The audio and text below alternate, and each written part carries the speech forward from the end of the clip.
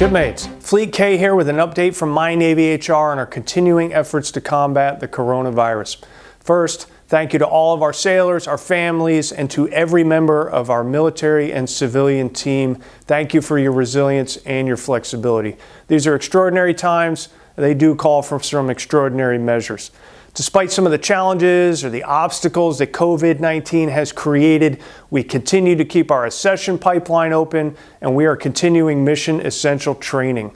In many cases, the social distancing and the safety protocols have made this difficult. Instituting a 14-day quarantine-like protocol for many of our sailors moving through their training tracks has allowed us to keep people moving, but it's certainly not easy on anyone. We know we're asking a lot from some of our teams.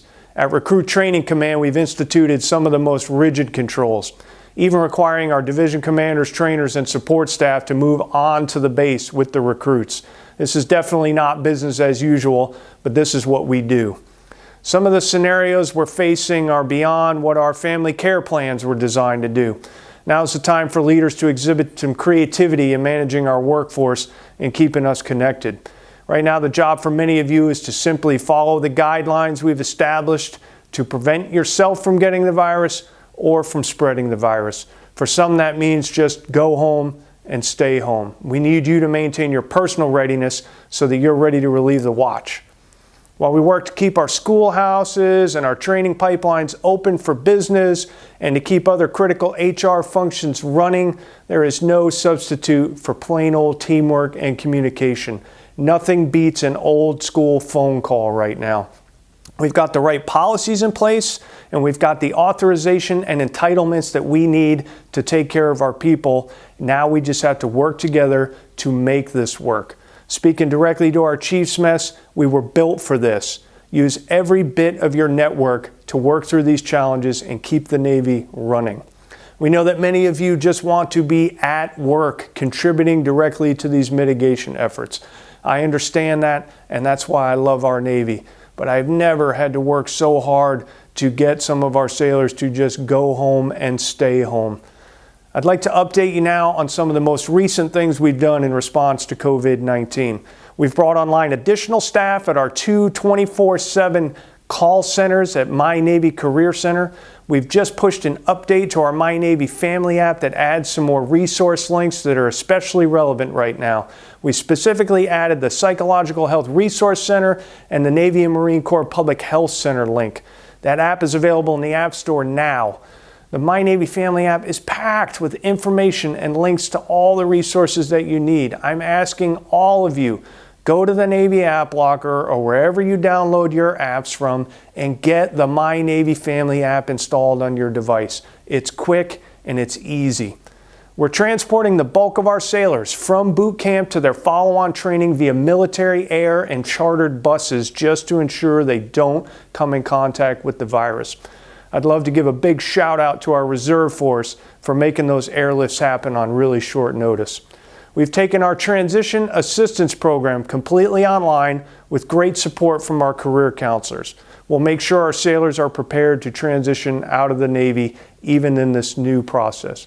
We're allowing our reserve workforce to telework and complete their training online in support of their drilling hours. And BuMed has expanded their telehealth capability so you can conduct a phone consult to renew a prescription if necessary. So we will continue to look for creative ways to operate in this environment. In addition to the things we've already done, our Secretary of the Navy has asked us to think outside the box. What else can we be doing to protect our mission readiness, our family readiness, and to support our communities? We've deployed our hospital ships, Comfort and Mercy, and we're deploying some expeditionary medical support teams. But knowing that the best ideas come from the deck plate, load us up with your comments, ideas, and suggestions. We've also been working hard to fill gaps at sea for the last couple of years. We've been recruiting in large numbers, paying really close attention to retention and attrition rates to properly man the fleet. And this coronavirus could really impact some progress on that front. Some of you may also be concerned about the effects of the virus on our economy. So to help mitigate all of that and provide some stability for our commands, our sailors, and their families, we're going to open up some additional opportunities for extensions. NAVADMIN 089 that we just released outlines the following.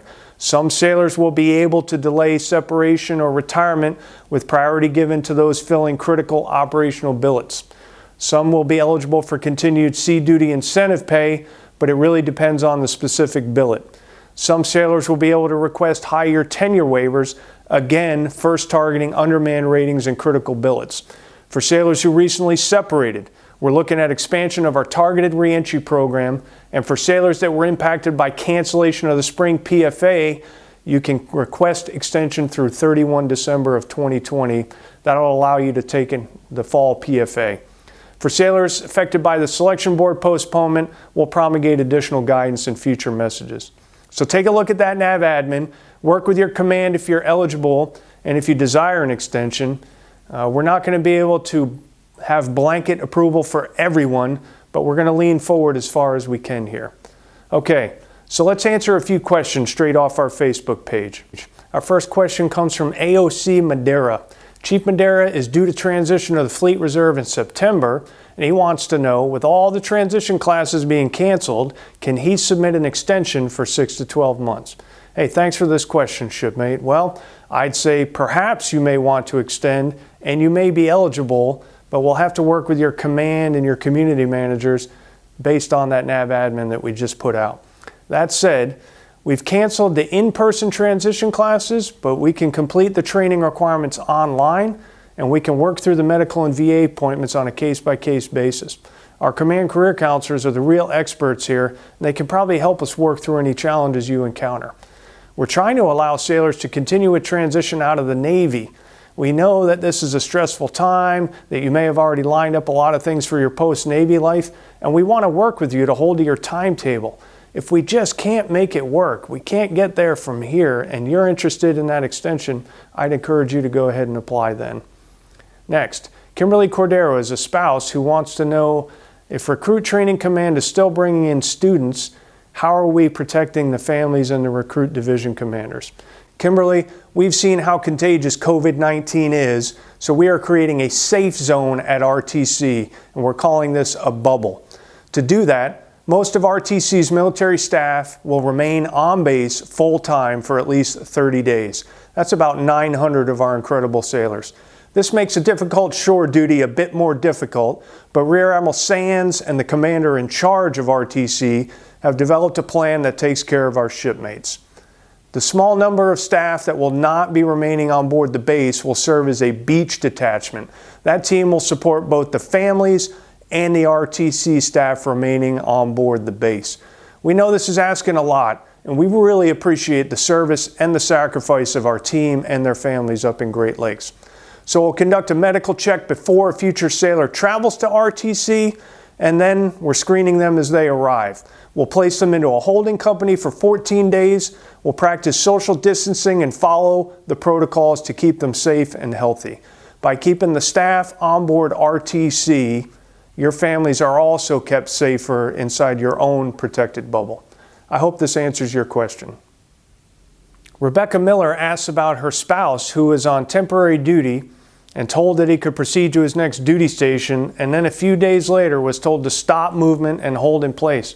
They're frustrated that they can't get in touch with the detailer. She wants to know what's going on. Rebecca, understand your frustration. It's a pretty dynamic situation right now, and conditions around the globe have been changing rapidly. We will do our best to get this sorted out quickly. If your spouse has been TDY, they should contact their parent command. If they were in a larger training pipeline or an intermediate stop for training, the detailer will really need to be involved here. And it's going to depend on what that next destination was. We're still making some mission essential moves to final duty stations and other stops in critical training pipelines. And I'd ask him to contact his parent command or my Navy Career Center contact center, and they will help connect him with exactly the right people to get this solved.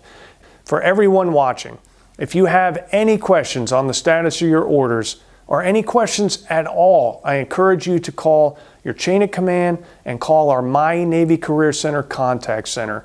833-330-6622 or shoot them an email at askmncc@navy.mil.